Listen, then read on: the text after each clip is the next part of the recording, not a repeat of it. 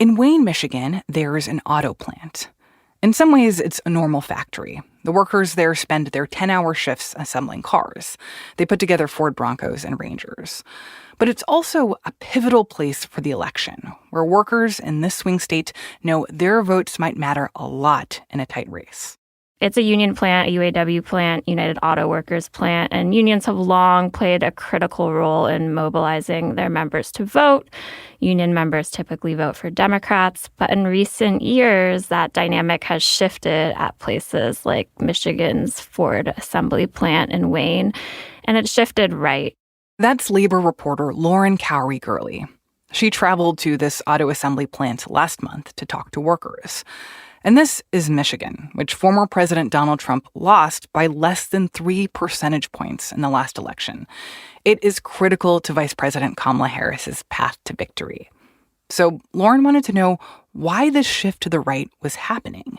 And she wanted to find out how workers were deciding who to vote for.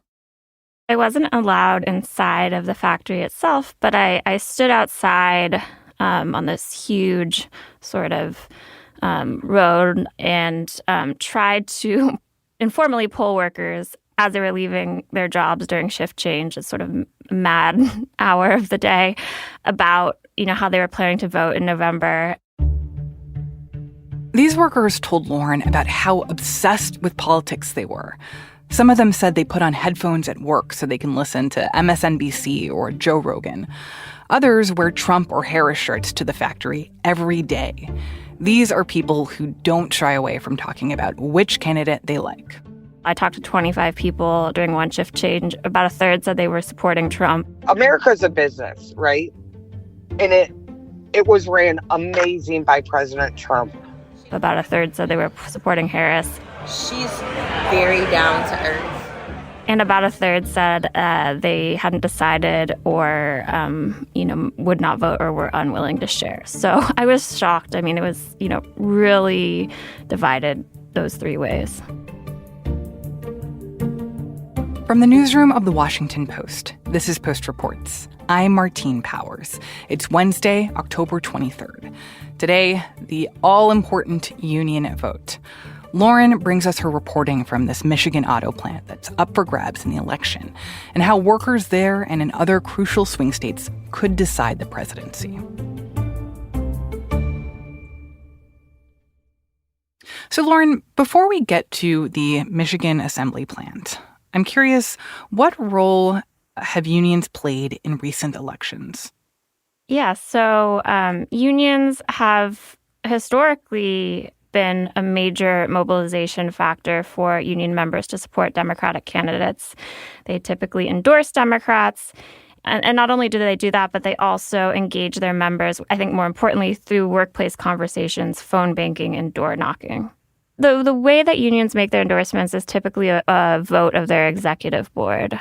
So like the people in Washington, D.C. or in the union international headquarters will take a vote. But a lot of times that is based on actual polling from their membership. Why have they traditionally been Democrats that unions have supported?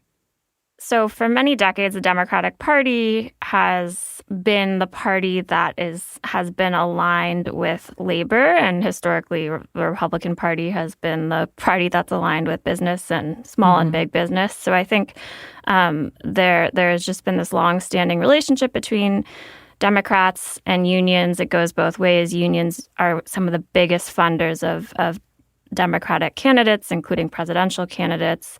And in return, Democratic presidents tend to appoint pro-union, pro-labor leaders to agencies like the National Labor Relations Board, the Department of Labor, and the idea is that their policies and their appointees support labor and unions. Interesting. And Lauren, you said earlier that picture, that connection between unions and politics, that started to get a little bit more complicated in recent years as unions haven't been so solidly Democratic. Tell me a little bit about that shift. Yeah, so really started to see that shift in 2016 when Trump beat Hillary Clinton by getting a larger share of the union vote than Republicans had historically. And that really has continued to be, I think, reflective of the shifting base of the Republican Party. Historically, you had white, non-college educated men and generally working class people of all, races and genders supporting Democrats. And that has shifted largely beginning in 2016. And I think for that reason, union voters have been such a crucial and scrutinized demographic in this election as well. And in terms of that shift to the right, is that happening across the board? Is it only happening in certain industries or in certain places? So the vast majority of unions have always endorsed Democrats, continue to do so this year. That's no exception in this election. But you did see this year, which drew a large uproar from Democrats, very prominent unions withholding their endorsement. Tonight, the powerhouse Teamsters Union announcing that for the first time in nearly 30 years, it will not endorse in the presidential race. Union President Sean O'Brien. So you had the International Brotherhood of Teamsters, which has 1.3 million members in the United States, mostly in transportation, say it wasn't going to endorse either way this election. And the Teamsters president, Sean O'Brien, even spoke at the Republican National Convention earlier in the summer before they announced they wouldn't endorse. At the end of the day, the Teamsters are not interested if you have a D, R, or an I next to your name. We want to know one thing. What are you doing to help American workers? You also had the firefighters a few weeks ago say they would not be endorsing either, even though they were the first union in 2020 to endorse Biden. Former President Donald Trump called this year's non-endorsement another crushing blow to Harris. It's the second major union to withhold their support this election cycle. And people say that this is union leadership responding to the shifting politics of their members. They know that their members are Trump supporters, and they, in some cases were elected to these positions of power in the union through their membership. And so they are trying to, at least signal that they're listening to their membership. Interesting. So it sounds like union leadership in some of these places is in a little bit more of a complicated spot, because even if they're inclined to endorse Democrats or they believe that Democrats have more pro-union policies, if a lot of their members like Trump, it sounds like they're worried about alienating some of those members who are moving more to the Republican Party because of Trump. Right. And there also has been, I think, a shift in the Republican Party toward more populist messaging and policies that started or that sort of sped up during the Donald Trump era. Some people argue that's just rhetoric and it's not really true in the policies themselves. But you see a lot of Trump's criticisms of corporate elites, the deep state, the sort of emphasis on nationalist policies intended to protect American workers. Sort of this, there's been a strain of messaging that has moved away from the sort of big pro-business corporatist stance that's typically been characteristic of the Republican Party. That's not to say it's entirely shifted, but there's definitely there has been a shift there. Mm-hmm. And just to get a sense of why this is so important to the election and the influence of unions around the country, how many people are in unions today, like nationally? Around 10% of American workers are in unions, only 6% in the private sector. That actually is a record low. That was 2023 data. At its peak, around 1/3 of American workers, so like in the 1950s, were in unions. Interesting. And what are some of the most important unions right now that are in swing states or in places that we think might have a direct impact on the outcome of the election? Sure. So what we're talking about today is the United Auto Workers. They're not one of the largest unions in the U.S., but they have a ton of political power. They have a very fiery leader, Shawn Fain, and they are really powerful in the state of Michigan, where they have a lot of membership that has historically voted Democrat. The Hospitality Workers Union in Nevada also is very powerful and has a record of helping swing elections for Democrats.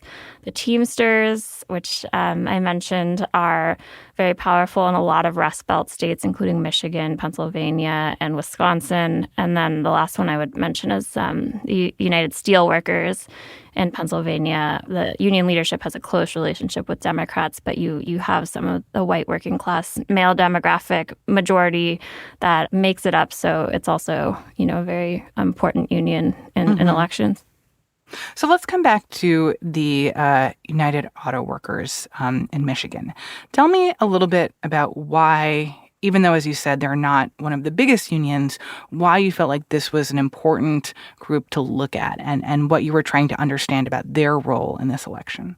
So these auto workers have long been in the spotlight around questions around the decline of manufacturing in the United States, the future of electric vehicles in the United States. They just are often, spotlighted in national politics.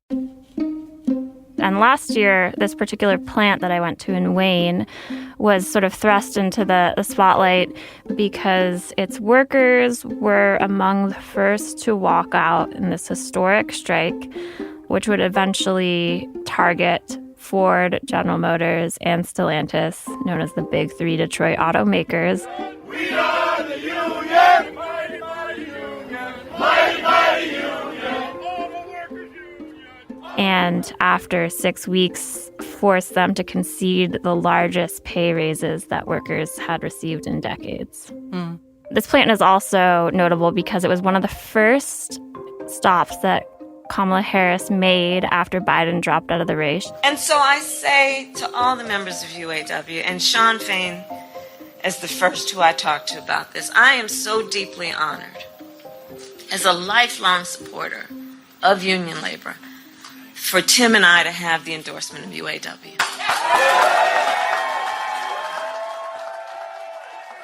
And in recent weeks, I've heard that there have been auto workers for Trump rallies outside this plant, too. So it's just a really a political hotbed. So in terms of how Harris and Trump are trying to appeal to these voters in this plant, how are they doing that? Like, what are the efforts that are being made to try to make these plant workers believe that Harris or Trump is a candidate that has their best interests at heart? So Kamala Harris has, really just spent a lot of time trumpeting the Biden administration's labor achievements. President Biden has called himself the most pro-union president in the United States in U.S. history, and points to his record of, which he points to as well, of investing trillions of dollars in legislation that has encouraged union jobs with good pay and benefits, especially in manufacturing and clean energy and semiconductors. Over the last 3.5 years, we brought manufacturing back to America, creating 730,000 manufacturing jobs. With your help, we announced the opening of more than 20 new auto plants in the United States, and we did it by investing in American industry and American workers. When unions try to convince their members to vote for Harris, one thing they point out to is that the Biden-Harris administration appointed one of the most staunchly pro-labor leaders at the National Labor Relations Board ever, who has made it much easier for American workers to unionize. On the other hand, Trump has taken a very different approach. He has vowed to protect American workers, not necessarily by uplifting unions, but by raising tariffs on imports into the United States, by reshoring manufacturing jobs, and by expelling and sealing the border off from undocumented immigrants. Kamala Harris's border invasion is also crushing the jobs and wages of African-American workers and Hispanic American workers, and also union members. Unions are next. You watch. He has attacked the Biden-Harris administration's current investments in electrical vehicle production, calling it a transition to hell that will kill auto jobs. And then, I guess lastly, I would say as president, he really supported a labor agenda that was very pro-business and severely restricted union power.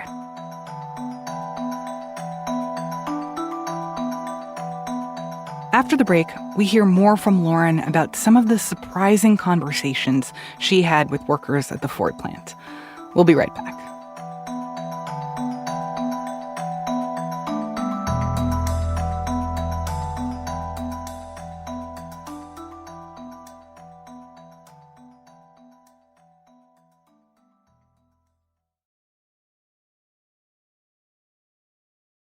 So, Lauren, let's get into what these voters who work at this plant are thinking. Tell me about some of the people that you spoke with and about their decision on who they are planning to support in this election.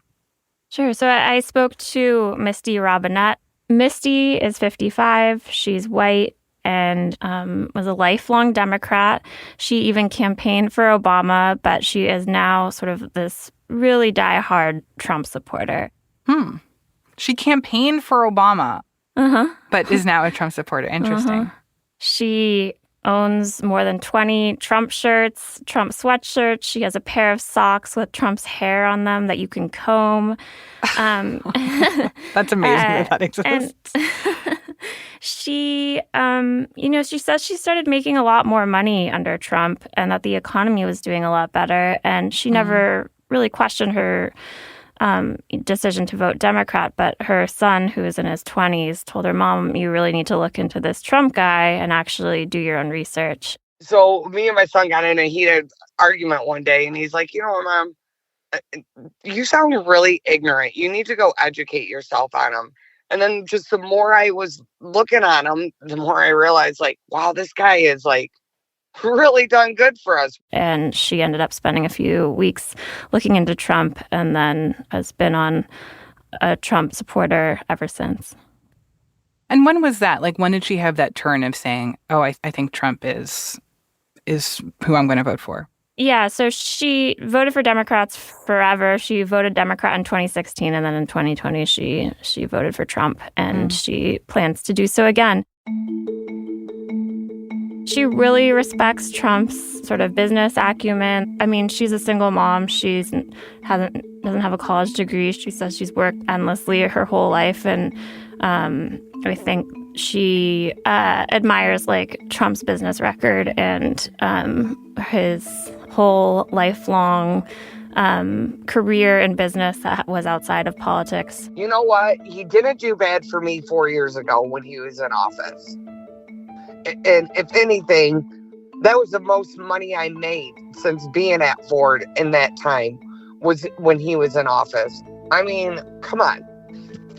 I have no education. You know what I mean? Like, never went to college. I mean, I did some college, but, you know, to make that kind of money with no college education, that's not bad.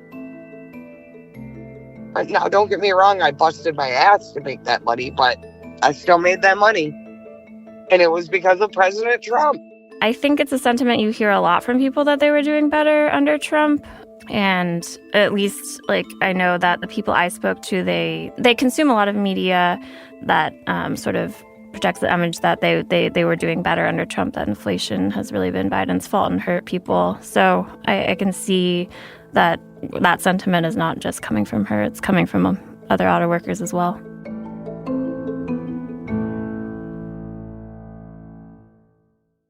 Yeah, I found what she said really interesting because I feel like we've heard that from obviously not just auto workers, but like people from around the country who kind of talk with this sense of nostalgia of like what it was basically before COVID, like thinking back to 2018 and 2019, and just the sense of like that was the last time my life felt good or felt where I like felt confident in the direction my life was going, and that they somehow connect that with Trump, even if it's not like actually reflective of specific policies that Trump actually put in place. I feel like I see like a connection there. Mm-hmm. Yeah, I think the truth is complicated. Like during the first 2 years of the Trump administration, manufacturing was really booming. Then it fell off and jobs were lost in the recession.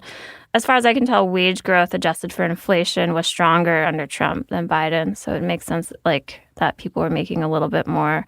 But the Biden administration has also created a lot of jobs in manufacturing, and the economy has been very strong for workers as well. So then what about the people who have decided that they are supporting Vice President Kamala Harris? Tell me about some of those voters. Yeah, so I spoke to a number of people who said they were supporting Kamala Harris. One guy who was driving away from his shift said, I'm voting for sanity. I spoke with Tiffany Simmons, the third-generation UAW member who is African-American. She grew up in a union household. I am actually a third-generation Ford Motor Company employee. My father still works with me. Wow. Okay. He's been at Ford Motor Company since 1987. Wow. Tiffany and I met at Ford's Garage, which is a restaurant devoted to Ford automobile memorabilia in Dearborn, Michigan. From what I remember, the food is really good here. Looks very good. She says that, it was just always a given that you vote for Democrats because Democrats are more friendly to labor. She told me that she doesn't hate Donald Trump, but she's not a fan and she's not planning to vote for him because a lot of the promises he made to workers, she feels like he did not follow through on them. So one in particular, Trump promised to save a General Motors auto plant in Lordstown, Ohio, which sort of helped him win the state of Ohio in 2016, but that promise fell through. I remember when he promised all these nice, shiny new things to people, and he didn't come through. That's one that a lot of people point to. He also recently, in 2023, during the UAW strike, came to Michigan to speak to auto workers, but he attended a non-union auto plant, which she also felt like was a very anti-labor move. And it was close to us. That's the thing. Like, you could have easily swung by and pretended to kiss babies and shake hands. But the fact that we're walking a picket line in rain, sleet, and by then it was getting freezing out. It's raining every night. That was horrible in my eyes. Like, that was a true show of colors. Like, you literally came to ground zero of where the auto strike is happening, and you chose to go to a plant that doesn't even have a union. Unlike Misty, she really didn't like the fact that he's a businessman. She doesn't think that sort of makes him fit to, help working people or the average American. If you've got a billionaire telling you the keys to success, because he's a billionaire, of course you're going to believe a part of it. With me, I don't even have enough money to be in the same room with him. So I can't believe anything he tells me. So she clearly doesn't like Trump. What does she think about Harris? Is she actually excited about Harris, or is Harris to her just the one option that isn't Trump? No, I think she's very excited about Harris. She is a Howard graduate like Harris, Howard University in Washington, D.C. She has a young daughter. She's very excited about the prospect of the first Black woman president. I don't think she thinks that Harris is perfect. I think she thinks that a lot of the attacks on Harris are for things that she doesn't have control over. Like, she hasn't been the president yet, but everything that Biden has done is not her fault, according to her. So I think she's very excited about her, but also doesn't think that any politician is perfect. So I understand that it was in July that the UAW endorsed Harris. What was the reaction when that happened? For a lot of people, it was a given. The UAW has always endorsed Democrats. No one was surprised by the endorsement. In fact, they had kind of wielded their endorsement as leverage compared to other unions. A lot of unions immediately came out and endorsed Biden way earlier than historically in the campaign cycle. And the UAW did not do that and kind of use their leverage to get Biden to come walk a picket line. He became the first sitting president to ever walk a picket line. And so it wasn't a surprise. And then when Biden dropped out of the race in July, and most unions, including the UAW, immediately rushed to endorse Harris, that wasn't a surprise either. But I would say that a lot of UAW members who support Trump were mad. They felt betrayed, and they felt like Trump clearly is the better candidate for American workers. And so the president of the UAW lost some trust from them in that. Yeah, I imagine for someone like Misty, who likes Trump so much that she has, Trump socks where you can comb the hair, that must have been a really disappointing moment for her, or made her feel like this union doesn't actually represent her. Yeah. I think she was disappointed but not surprised. She thinks that there's no thought that went into that, that it's just sort of a given, an automatic endorsement that, wasn't necessarily earned. So we heard from Misty and we heard from Tiffany and got a sense of the people who are solidly pro-Trump or pro-Harris. But what about the undecideds? Yeah, so I actually met a lot of undecided voters outside the warehouse. A lot of them were like upset that these were their two options. They were trying to, figure out who's the lesser of the two evils, or thought that their vote really didn't make a difference because, things are always the same for them no matter whether a Democrat or Republican is in office. I got lunch with one undecided voter. His name is Andrew Hudson. He's 48 years old. He's Black. And he's also a third-generation auto worker. And he said for the first time ever after voting Democrat his whole life, he was also undecided just a few weeks out from the election. His media consumption has shifted over the past 4 years, and he's started listening to Joe Rogan and, Fox News, Megyn Kelly, but also listens to a fair amount of liberal media to this day. And he said he really admires former President Trump because of his leadership style, especially on the international stage. But he says he also knows that he can be full of crap. He also felt like, he wanted to like Vice President Harris, but says he doesn't get a clear sense of where she stands on key issues like the economy and inflation. He said that she's constantly spinning word salad and just wants her to take a stronger stance on policy issues. I don't think neither one of them are bad people. Yeah, I know Trump say his extreme stuff and everything like that. They just two politicians that's trying to run. So you think they're okay options? Or you think they're... Yeah, I just think it's a lot of mud being slung all over the place, which is normal around this. He said he's also done some research on Jill Stein and likes some of her policies as well. And of course, Jill Stein is the Green Party candidate. She said she would pass a $25 an hour minimum wage and expand and defend workers' rights to unionize. But in a state like Michigan, where the margins are so thin, there are concerns that Stein, or third-party candidate, could be the reason for Harris losing in November in Michigan. So you would vote for a third party? Oh, yeah, I'm definitely vote for a third party. Why is that? Because it's hard to decide between the other two, or you like her? I wanted to hear what Dr. Jill Stein was talking about. And when I heard her views, everything sounds good. And the fact that his union endorsed Harris, did that have any effect on his thinking? I think he doesn't really care how the union endorsed, and generally wanted this election to make up his decision independently of, his family or his union or his employer. So he has just been consuming tons of media during his shifts, especially on the production line, and says that by consuming so much media, he's actually felt even more confused than before he started, especially because he's getting his news from left, right, and center media outlets. Yeah. Yeah, I'm curious if, in terms of the conversations that you had with other people who are undecided, I'm curious if the union endorsement had any effect, right? Like, if this whole thing is about trying to get a union to act in solidarity and to guide union members on who they think they should vote for, like, is that having any real effect? Or, like, does this endorsement not really matter anymore?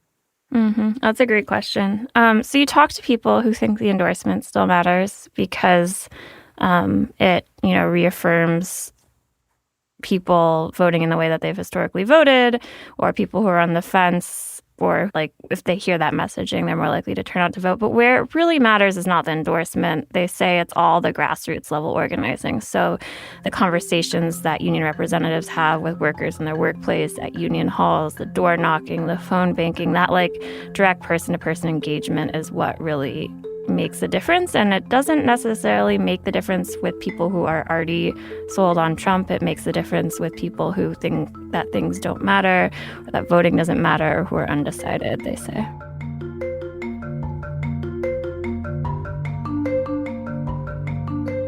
Lauren, thank you so much for sharing this reporting with us. Thank you. Lauren Cowrie-Gurley covers labor for The Post.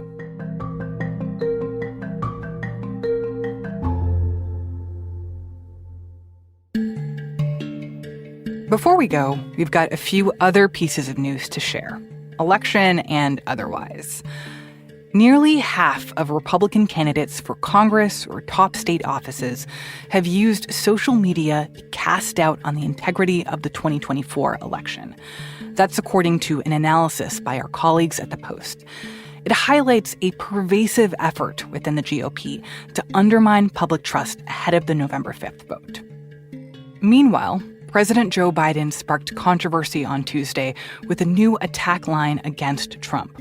While at a Democratic Party campaign office in New Hampshire, Biden talked about the dangers of a potential second Trump presidency. He said, quote, "We've got to lock him up." I mean, so I know this sounds bizarre. It sounds like if I said this 5 years ago, you'd lock me up. We got to lock him up. Politically lock him up. Lock him out. That's what we have to do. You'll hear at the end there, he says, politically lock him up, suggesting he meant figurative rather than literal incarceration. But Biden's comments gave fodder to Republicans who have accused his administration of targeting Trump with politicized prosecutions. This is despite the fact that Trump first popularized the idea of jailing his political opponents. He often chanted, "Lock her up," at his 2016 rallies, targeting then Democratic presidential nominee Hillary Clinton.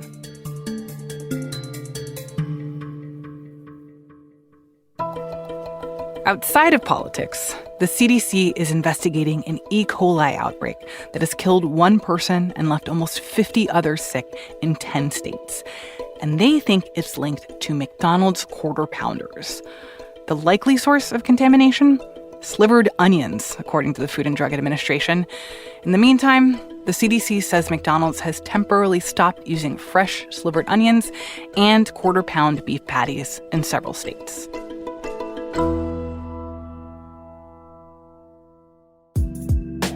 That's it for Post Reports. If you are looking for the latest updates on the big news of the day, check out our morning news briefing, The 7. We bring you through the 7 stories that you need to know about every weekday morning by 7 a.m. You can listen to it wherever you listen to podcasts. Today's show was produced by Sabby Robinson with help from Emma Taukoff.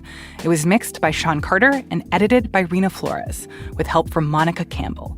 Thanks also to Mike Madden. I'm Martine Powers. We'll be back tomorrow with more stories from the Washington Post.